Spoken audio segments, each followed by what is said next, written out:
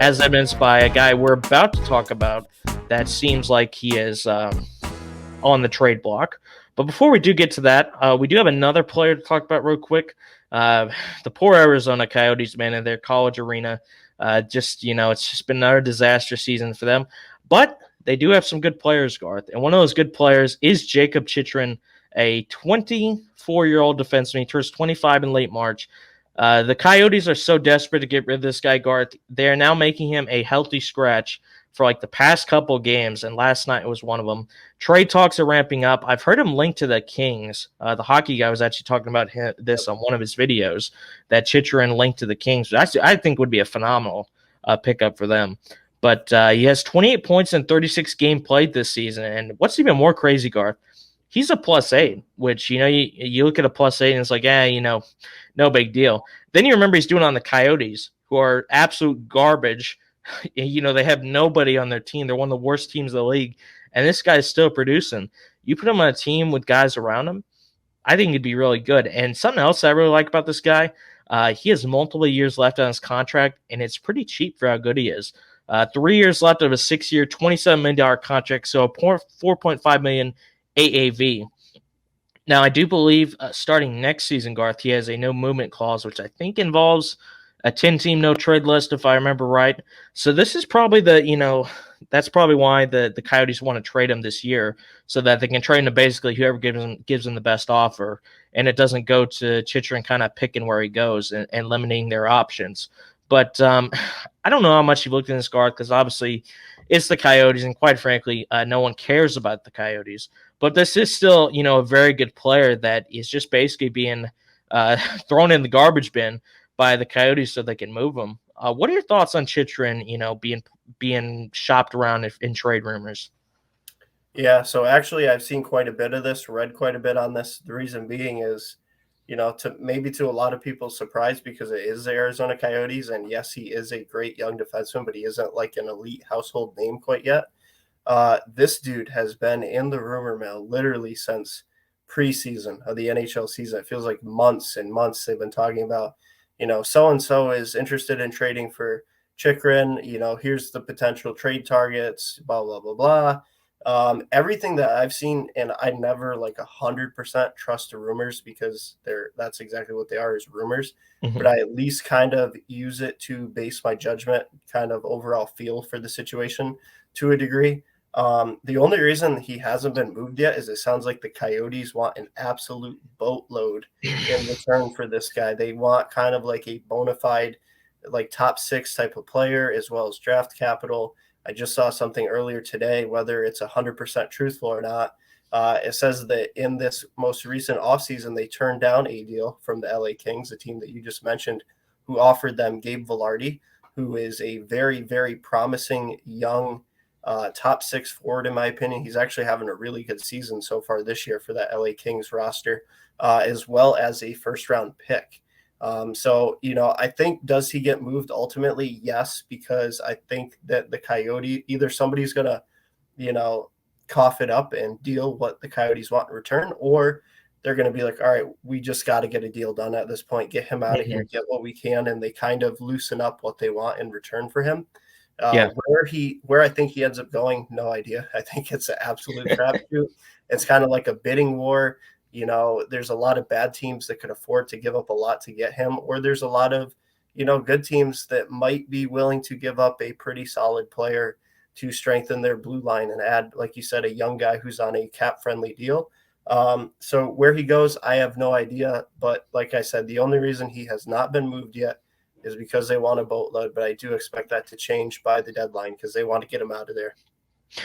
Yeah, and I think the Coyotes have kind of backed themselves in a corner with this one for a couple of reasons. Like you said, they want an absolute boatload, which, don't get me wrong, I think he's a very good defenseman, especially this season. He's kind of, he's always been good, but, he's kind of broken out, I'd say, when he's actually played this season. But, obviously that lets teams know that they're desperate to get rid of him. Scratching him, just shows, they don't want to do anything but trade him. The no movement clause, like I said, that takes place next year shows that they really want to move him this season. But Garth, teams are going to look at that and know that they have any of the leverage in the trade, because the Coyotes will do whatever they can basically to get rid of him, right? Because they don't even want to play the guy. They just want to get him out of there. Their season's over. They know it. They just want to tank, blah, blah, blah. Any team saying that is like, oh, hello. Yeah, I'll take Chychrun, but why don't you lower that price a little bit? Because, I don't think anyone else is going to pay that. And the Coyotes might kind of be strong-armed a bit into taking a trade they might not potentially like, because I think they've kind of just, backed themselves into a corner here. But yeah, I do think Chychrun would be a great trade pickup for anybody who needs a defenseman. I saw one team actually briefly linked to him, Garth, that you wouldn't believe. The Bruins were linked to them, which I have no clue how the hell they would work that out. But, like I said, his contract's actually pretty manageable, and he's very young as well. Team control and whatnot, a couple more years on this contract. It's not like they're trading for a rental here. This is a guy that still has potential to get better and everything. So, I do think it's an unfortunate situation for Chychrun here and the Coyotes. Personally, if this were me, Garth, right, which obviously I don't know I don't have a clue about being a GM or whatnot, but logically speaking, I think it would make more sense to have the guy playing every single game, putting up numbers to try and jack his trade value up instead of scratching him, which I think will lower it instead. We'll see what happens. I definitely think he's going to get moved because the Coyotes have basically resigned themselves to you're not going to play at all because we're going to trade you, which, I think is, I don't see that very often. So he definitely will be moved where, like you said, it's kind of a crapshoot. The team I've heard the most is the Kings. I do think that'd be a good move for them. It's a position they could definitely use strengthening in. I just don't know. I haven't thought about any potential trade packages just yet. Like you said, maybe, a solid prospect and a decent pick personally, but I don't know. We'll see what happens. Our good buddy Brad Mangold saying, "What's up?"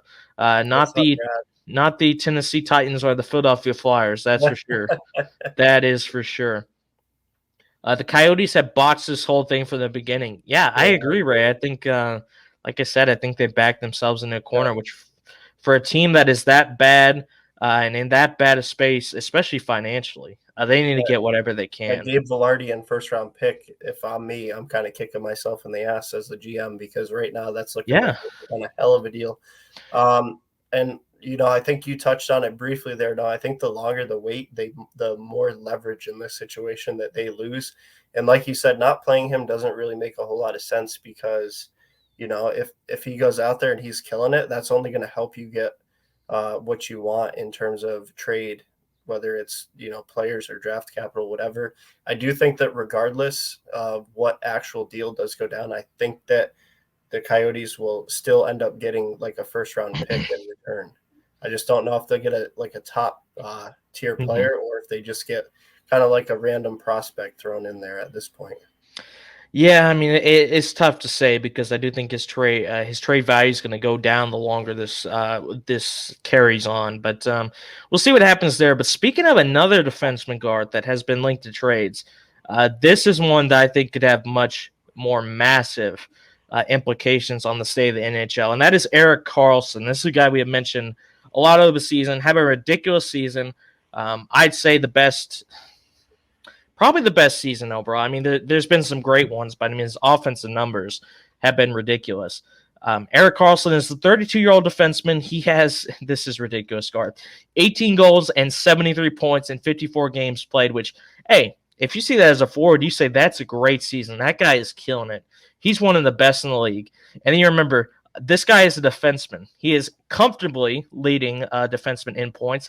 He is fourth in all of the NHL, Garth. The only three players ahead of him are Connor McDavid, Leon Draisaitl, Nikita Kucherov, which is pretty ridiculous. And the fact that only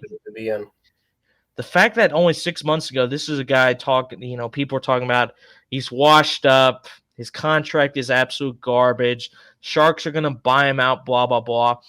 And what do you know? All of a sudden, he's back to an elite level like nothing, like those years didn't even pass at all. He does have a full no movement clause all the way through the contract. It is $11.5 million in cap, so it's not going to be easy. A team that wants to trade for him is going to have to give up some pretty bad contracts, I think. But that would also mean you could probably get him for cheaper than you would normally expect to get a guy like Erik Karlsson, who is currently elite. Garth, the team I have really heard linked to Erik Karlsson the Edmonton Oilers, which is very interesting because Karlsson is more of an offense defenseman. I mean, I'm not going to say he sucks defensively, but he's definitely an offense-first guy. What do we always say with the Oilers? They need more defense, which, he is a defenseman, but he's a guy that you would expect to contribute more to the offensive side instead of, being that lockdown, Mikhail Sergachev type of guy that's just a stay-at-home defenseman. That's not what he is. That's never what he has been. He's a guy that wants to come up in the play, join the rush, and help put it in the back of the net. So what do you first of all, I'll ask you this. What do you think about him being linked to Oilers? And overall, what do you think the Sharks could potentially get back? Because it's not going to be an easy trade to manage. But, like 6 months ago, you say this trade is impossible. But the fact he's been incredible this season puts it back on the table a bit. Yeah, I think first and foremost, this shows to me that Karlsson still has like a burning desire to play hockey because this is a guy who realizes he's getting up there in age. He's on a massive deal, but he's going out there and just absolutely killing it. Like you said, leading defenseman in points, fourth in the entire NHL behind only 3 very elite players overall.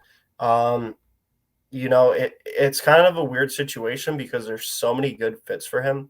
It's just that cap hit makes it so difficult. 11.5 is so much. Like, there's literally almost no true Stanley Cup contender teams that could afford to take that on unless they dealt somebody back who is also on a massive deal.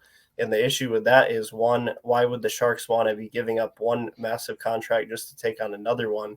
And two, not always, but in most instances, if you're trading a guy who is on a big deal with you, you're giving up a very good player because, let's face it, bums don't get paid $10-11 million a year. It would kind of be like an even wash almost in a sense. Like you said, Edmonton Oilers, I think it would still be a good pickup for them because of how well he's playing. But like you said, the issue with them is very similar to Calgary, where they don't have a great defensive core, kind of questions in goaltending. And he is definitely a offensive first minded defenseman. So, do I think it would help them? Absolutely. Because whenever you throw in a guy who's top 5 in the NHL in scoring, that's obviously going to be a huge boost to your team. But, the fact that it's not going to really help you defensively kind of makes you wonder, will it go through or not? I don't know. As far as what somebody's going to have to give up, I don't think they're going to have to give up a lot, honestly, because like I already mentioned, he's on a big deal. He's getting up there in age. It's not a guy who's, is like a young up and coming elite defenseman. This is a veteran guy who's been in the league for a while. You know what you're getting in him. So I think the Sharks are going to be open to not really having to get a ton back. Maybe, like a promising prospect and some draft capital, really, because let's face it, the Sharks are in rebuild. And what do you need to rebuild? You need prospects and you need draft capital. You don't need veteran players with huge deals. So if you're trying to rebuild correctly, I'll rephrase that. But yeah, I don't think the Sharks are going to need a lot back, Noah. It's just who is going to want to take on that contract. And also, will the Sharks do similar to the St. Louis Blues and agree to retain some of that contract? Because if so, that would make it a lot easier to deal him. Ray says, I want nothing to do that with that contract. That's the thing, 11.5 million. If it was like 9.5, maybe even 10.5, I think teams would be a lot more willing to take that on. The pretty much literally the only reason I think Erik Karlsson could be moved with that contract is because he's probably been the best defenseman in the league this season. If he was playing, even above average, he probably wouldn't be able to be moved at all. But like Garth says, he brings up a great point. Retained salary, that could have a big impact. Do I think a team is going to be able to take on that full 11.5? Probably not. But, if a team is willing to retain 50%, like, the Rangers got with Tarasenko, would I take Erik Karlsson for 5.75 million, excuse me? Abso-freaking-lutely any team would take that. The question is, would the Sharks be willing to do that? I don't know because there's so many years on the contract, so I'd say probably not a lot. They might be able to get a little bit, but probably not a full 50%, which is the max I believe you can get retained. But yeah, I don't know where he'd go. I think Oilers, it's nothing to do with the player because I love Erik Karlsson. I just personally think they need more of a defensive-minded defenseman. They don't need more offense. Their offense is good, man. McDavid and Draisaitl have been carrying that for years. they need to stop giving five goals up every single game in the playoffs.